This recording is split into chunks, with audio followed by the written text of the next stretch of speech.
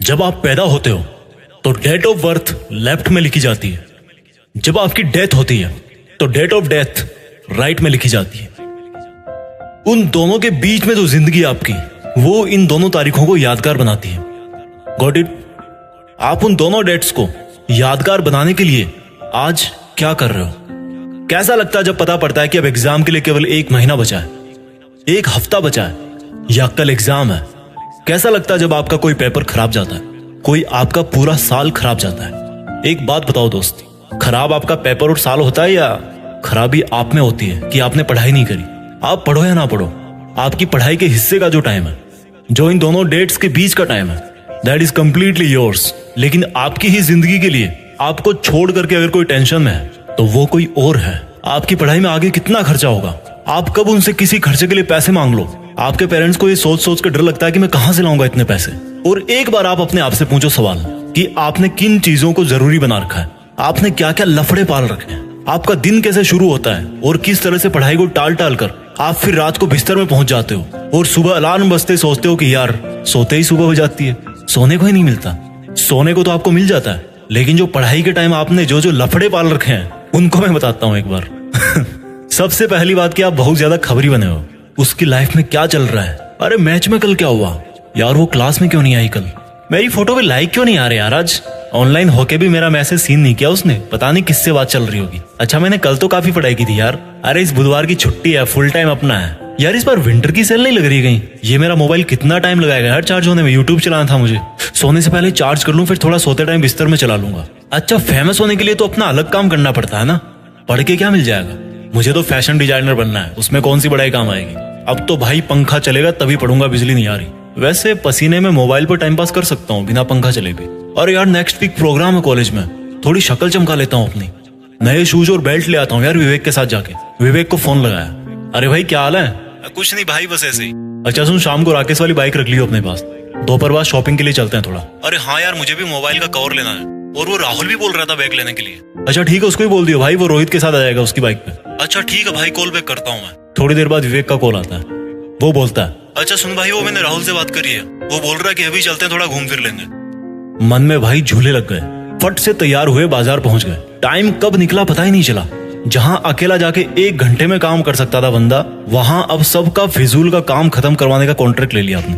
और फिर वापस आते टाइम उनके घर से होते हुए आना था, मोबाइल से वेब सीरीज लेना था, बहुत सारे काम थे, लेकिन मकसद सिर्फ एक था, टाइम बर्बाद करना। मकसद सिर्फ एक था कि जो उन दोनों डेट्स के बीच में टाइम मिलाना आपको जिंदगी के नाम पर, उसको बर्बाद करना है बस। मकसद टाइम बर्बाद करना था, बहाने रोज मिलते गए, अपने आप को झूठे इल्यूजन में रखते गए और हर दिन एग्जाम की तरफ बढ़ते गए। एग्जाम के 1 महीने पहले वर्ल्ड वॉर वाला टाइम टेबल बन गया, जो कि 2-3 दिन में ही ध्वस्त हो गया, क्योंकि पूरी साल भर पढ़ाई नहीं की। तो एकदम से कैसे 10 घंटे पढ़ोगे, एकदम से कैसे 100 पेज कवर करोगे एक दिन में? एग्जाम का जब 1 हफ्ता बचा तो पूरी जान लगा दी गूगल और यूट्यूब पे सर्च करने में कि कहीं इंपॉर्टेंट क्वेश्चन मिल जाए यार, कोई ट्रिक मिल जाए, कोई रामबाण मिल जाए। एग्जाम की पहली रात तो सो ही नहीं पाए, क्योंकि पूरी साल भर चैन की नींद सो रहे थे। और खराब पेपर होते ही मोटिवेशन दे, इस बार पढ़ूंगा। फिर वही स्टोरी रिपीट, कैरेक्टर तो एक ही है, लाइट कैमरा एक्शन कोई और बोल रहा है, आप रोल प्ले करते जा रहे हो। आज अपने आप से एक सवाल पूछो यार, क्यों, व्हाई? क्यों वो दिन देखना चाहते हो जब आप किसी के नीचे 15,000 की नौकरी करोगे और तब कोई और आपका ही साथी, जो आपसे ज्यादा बुद्धिमान तो नहीं था लेकिन आप जितने फालतू लफड़े नहीं पाल रखे थे उसने, वो ऑस्ट्रेलिया में बीच पे अपनी हॉलिडेज स्पेंड कर रहा होगा। जब आप भरी गर्मी में भीड़ भाड़ वाली बस में जगह ढूंढने के लिए घुसोगे, तब किसी और के घर में fully centralised all weather air condition लग रहा होगा। क्यों जानबूझ के इन्वाइट कर रहे हो वो सिचुएशन जब आपको सेल्फ रियलाइज होगा कि मैंने अपनी लाइफ में कितना टाइम वेस्ट किया। एक सक्सेसफुल स्टूडेंट का दिन शुरू होता है सूरज उगने के पहले। सूरज उगने से पहले वो तैयार होता है अपनी एक तेज तर्रार सोची समझी प्लानिंग और कॉपी कलम के साथ, और सूरज को बोलता है कि आजा चल लाइन में, देखता हूँ तो कितनी गर्मी भटकता है, कितना मुझे पसीने में भागता है, मैं तो नहीं रुकने वाला। एक स्टूडेंट का दिन खत्म होता है एक सेल्फ सेटिस्फेक्शन के साथ कि इस साल जो पढ़ाई का मैंने प्लान किया है, मैं उसके अकॉर्डिंग चल रहा हूँ, और मेरा आज जितना प्लान था स्टडी का, वो मैंने आज फिनिश किया। बुद्धिमान लोगों में भी वही 1.5 किलो का दिमाग होता है, बस वो रगड़ के रखते हैं उसको, अपने दिमाग को अपनी उंगली पे नचाते हैं। और आपको देखो, हर कोई नचा रहा है। कभी सोनिया का मैसेज नहीं आता, कभी रोहित धोखा दे जाता है, कभी विवेक से लड़ाई हो जाती है, कभी सारे दिन अपने लिए ब्लूटूथ हेडफोन देखते रहते हो अमेजोन खोल के। आपको तकलीफ मिलती है हर दिन, दर्द होता है हर दिन, लेकिन वो जो तकलीफ और दर्द है ना, उसका सोर्स चेंज करना है।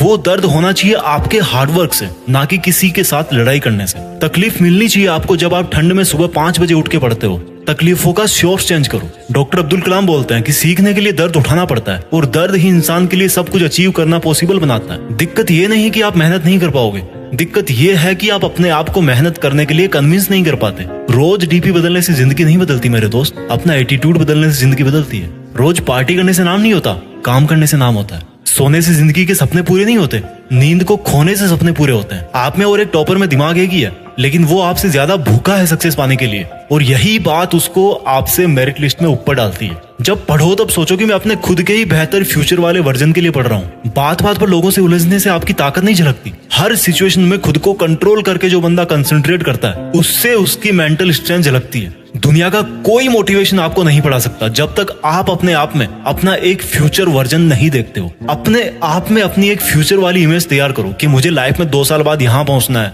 5 साल बाद यहाँ पहुंचना है। और वो जो मेरा 5 साल बाद वाला वर्जन है, वो जब वहां पहुंचकर अपनी हिस्ट्री में देखेगा, या मेरी जब वो वाली डेट आएगी जो राइट में लिखी जाती है, समझ रहे हो ना, तो उसको अपने आप पर प्राउड होना चाहिए। वो मोमेंट जो है ना, वो इंस्पायरिंग होना चाहिए सबके लिए, दूसरों के लिए मोटिवेशन होगा वो। तो आज से ही स्टडी करो, रिसर्च करो, एक बड़े पर्पज के लिए पढ़ो, एक बड़े पर्पज के लिए लाइफ जियो। जो वीडियो में मैंने आपको बताए बहाने, वो एक बार दोबारा उस बंदे वाले नजरिए से सुनना जो आप अपने आप को फ्यूचर में बनता हुआ देखना चाहते हो। उन छोटे छोटे बहानों में से एक भी बहाना ऐसा नहीं होगा जो आपको अपने उस वर्जन से मिला सकता है। मैंने एक वीडियो में बोला था, उसकी लिंक नीचे है, कि किसी को इंप्रेस करने के लिए जिंदगी मत जियो, किसी को इंप्रेस करने के लिए काम मत करो, बल्कि इस पूरी दुनिया को इंस्पायर करने के लिए काम करो। और इंस्पायर कैसे कर पाओगे?